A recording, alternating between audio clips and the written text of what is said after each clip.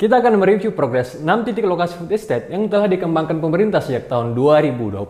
Lokasinya tersebar di Sumatera Utara, Sumatera Selatan, Kalimantan Tengah, Nusa Tenggara Timur, dan Papua. Kita akan melihat sejauh mana progres dari food estate. Diawali dengan titik food estate dengan progres terburuk, dan di akhir video kita akan meninjau titik lokasi progres food estate dengan progres yang terbaik. Wilayah manakah yang punya progres paling baik? Jawabannya ada di akhir video. Karena tertarik dengan perkembangan food estate, saya menonton hampir semua dokumenter terkait food estate dan membaca puluhan publikasi tentang progres food estate. Daripada menghabiskan waktu berjam-jam menonton semua dokumenter dan publikasi, kamu bisa menonton video ini untuk tetap update tentang food estate, karena semua akan saya rangkum dalam video ini. Wacana food estate mulai disuarakan di akhir tahun 2020 sebagai solusi Presiden Jokowi untuk ancaman krisis pangan dan pemulihan ekonomi pasca COVID-19. Inilah upaya pemerintah untuk mengurangi resiko dari El Nino yang diprediksi akan terjadi di tahun 2023 dan 2024. Iya betul, tahun ini. Program ini merupakan salah satu program strategis nasional 2020-2024 yang melibatkan berbagai kerjasama kementerian seperti Kementerian Pertanian, Kementerian Lingkungan Hidup dan Kehutanan,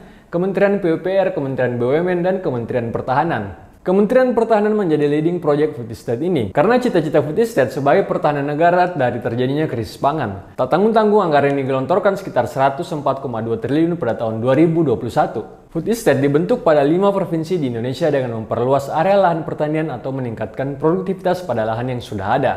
Dengan meluasnya area lahan pertanian dianggap sebagai solusi untuk meningkatkan jumlah produksi pangan dalam negeri. Pembuatan food estate sebenarnya sudah pernah digagas juga oleh Presiden sebelum Pak Jokowi. Di era Pak Harto ada program pengembangan lahan gambut 1 juta hektar di Kalimantan Tengah sebagai upaya Orde Baru untuk mengembalikan swasembada beras. Tapi proyek ini dinilai gagal karena ternyata lahan gambut tidak cocok untuk penanaman padi. Sekitar 15.000 kakak transmigran meninggalkan lokasi garapan tersebut pada tahun 1997. Dan kemudian Presiden Habibie menghentikan proyek tersebut pada tahun 1998. Di era Presiden SBY juga menghadirkan program serupa food estate dengan nama Merauke Integrated Food and Energy Estate yang dilaksanakan di Papua dengan target membuka 1,2 juta lahan pertanian. Tapi program ini ternyata mandek juga dan hanya berhasil menggarap 100 hektar lahan. Tidak berhenti di situ, SBY pada tahun 2010 kemudian membuat food estate Bulungan di Kalimantan Utara dengan target mencetak 30.000 hektar lahan sawah, dan food estate Ketapang Kalimantan Barat pada tahun 2013 dengan target 100.000 hektar lahan sawah. Tapi keduanya tidak progres seperti nasib food estate sebelumnya. Kegagalan food estate di era sebelumnya tidak menyulut Jokowi untuk membuat program food estate di masa periode keduanya sebagai salah satu proyek strategis nasional. Di awal berjalannya, banyak yang menilai proyek food estate ini terlalu terburu-buru, tergesa-gesa, dan kurang kajian AMDAL sehingga tidak memperhatikan dampak ekologis dari proyek ini. Selanjutnya akan kita bahas satu persatu bagaimana progres dari 6 titik lokasi food estate ini. Kita mulai dari titik yang memiliki progres terburuk. Di ranking 6 ada food estate Gunung Mas, Kalimantan Tengah, sekitar 600 hektar lahan telah dibuka sejak November 2020. Lahan tersebut sebelumnya merupakan hutan produksi. Sayangnya pembukaan lahan yang berada di hulu Das Kahayan membawa musibah bagi warga di hilir. Setelahnya banjir lebih sering terjadi karena berkurangnya area serapan air di hulu, yang merupakan lokasi yang ditanami singkong. Singkong dipilih sebagai komoditas di sini karena ingin menjadikan salah satu sumber karbohidrat pengganti beras, dan juga ingin digunakan sebagai pengganti tepung gandum yang masih diimpor. Tapi berdasarkan pengamatan tim Greenpeace, lahan singkong tidak seperti yang diharapkan, pertumbuhannya lambat dan kecil.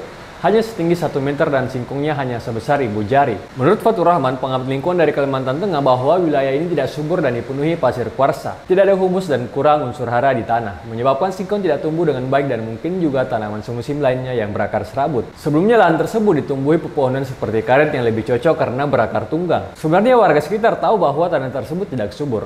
Tapi karena kurangnya penglibatan masyarakat sekitar dan kajian lebih mendalam sehingga menyisakan lahan singkong yang tak kunjung panen. Baru-baru ini food estate kembali tanami jagung untuk mengtaktisi tanah yang kurang subur. Jagungnya ditanam di dalam polybag. Bentar. Dalam polybag? Ya, kita tunggu saja hasilnya apakah jagung itu bisa tumbuh dengan baik atau bernasib sama seperti singkong sebelumnya. Selanjutnya, food estate ranking 5 masih ada Kalimantan Tengah di Kabupaten Pulang Pisau dan Kapuas dengan total area sekitar 30.000 hektar. Lahan yang digunakan di sini adalah lahan XPLG peninggalan Soeharto yang dilakukan intensifikasi. Sebelumnya masyarakat menanam padi ladang. Lahan gambut di lokasi XPLG memiliki tantangan tersendiri terutama pada pengendalian air. Dengan adanya program food estate, penanaman bisa serempak dengan bantuan traktor. Informasi terakhir sudah bisa dilakukan panen dengan produktivitas 5,2 ton per hektar dan telah menghasilkan 42.000 ton gabah di periode 2020-2021. Hanya saja ada sekitar 17.000 hektar sawah baru yang tak kunjung panen. Lokasi food estate ranking keempat ada di Sumatera Utara dengan luas lahan sekitar 1.000 hektar yang tersebar di Kabupaten Hambang Hasundutan, Pakpak Barat, Tapanuli Tengah, dan Tapanuli Utara. Komoditas yang ditanam di Sumatera Utara seperti bawang merah, bawang putih, buncis, jagung, cabai, dan kentang. Sebelumnya masyarakat di sini merupakan petani kopi, kemenyan, dan andaliman. Petani dibukukan lahan dan diberi bantuan pupuk, pestisida, dan alat pertanian seperti traktor yang mempermudah petani. Sebagai gantinya, petani harus mengikuti arahan pemerintah. Selain itu, dibangun juga Taman Sains Teknologi Herbal dan Hortikultura Polung sebagai pusat riset untuk menghasilkan bibit komoditi pangan yang unggul dengan anggaran 90,44 miliar. Selain itu, telah dibangun jalan di Desa Ria sejauh 9 km untuk mempermudah akses di food estate ini. Selain itu, pemerintah mengundang beberapa perusahaan untuk berinvestasi sebagai off-taker dan penyedia benih. Sayangnya, pada musim pertama terjadi gagal panen lalu diambil alih pengelolaannya dari Kementan ke Kemenkomarves. Hasil panen baru kelihatan di musim selanjutnya dan dapat dijual di KUB. Akan tetapi, karena harga di KUB terlalu rendah sehingga petani memilih menjual ke pasar. Food estate ranking 3 ada di Sumatera Selatan. Food estate ini dikembangkan di Ogan Ilir, Ogan Komering Ilir, Banyuasin, Ogan Komering Ulu Selatan, dan Ogan Komering Ulu Timur. Untuk food estate di Sumsel fokus pada insentifikasi pada tanaman padi untuk meningkatkan produksi dengan penanaman padi IP 300. Sumsel sendiri memiliki areal pertanian yang cukup luas dan menjadi salah satu penopang kebutuhan beras nasional. Sekitar 15.000 hektar lahan menjadi target food estate di Ogan Komering Ulu Timur. Petani mendapatkan bantuan benih padi, pupuk, pestisida, dan bantuan pengolahan lahan dengan total nilai sekitar 6 juta rupiah per hektar. Food estate ranking kedua terbaik ada di Papua, berlokasi di Merauke, Mapi, Bovendigul, dan Yakuhimo. Ditargetkan 1,69